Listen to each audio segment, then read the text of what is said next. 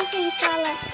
Eu sempre usado para mais um vídeo de Super Bad Adventure e pegar minhas figurinhas e ajuntei, só que não foi nada. Mas se você gostar de Super Bad, deixa o like, se inscreve no canal, ativa o sininho e vamos lá pegar minhas figurinhas. Primeiro, gente, vamos lá. Essa parte aqui que é mais facinho. Oxi, tá mais diferente agora. E atualizou, gente. Acabou de atualizar aqui. Acabou de atualizar o... Eu ia falar o PKXD, gente, porque eu jogo tanto PKXD. Jogo tanto PKXD que até eu fico falando PKXD. Agora, os bears que a gente liberta, eles dão palmas e eles têm cabelos agora. E o que a gente salva gente, eles andam agora. Tem aqueles negócios de sapo no coisa, no água lá da coisa. Vocês vão ver como eles baixaram aí, tá bom?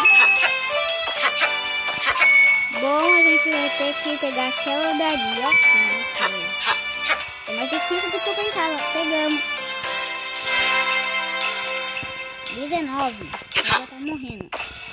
Tá, agora vocês precisam me ajudar. Eu não sei onde é que está. Sai daqui, idiota. Vocês vão ver como eu libertar. Bom, acho que eu já vi o vídeo do Mario lá na live. Está aqui.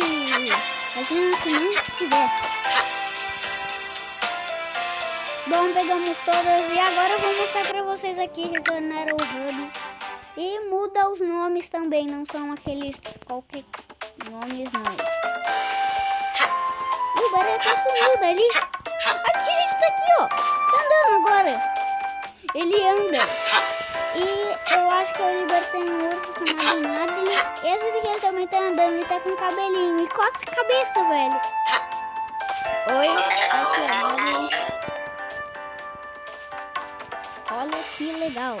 Bom, gente, mais um vídeo vai ficando por aqui. Se vocês gostaram, deixa seu like, se inscreva no canal, ativa o sininho pra não perder nenhum de novo.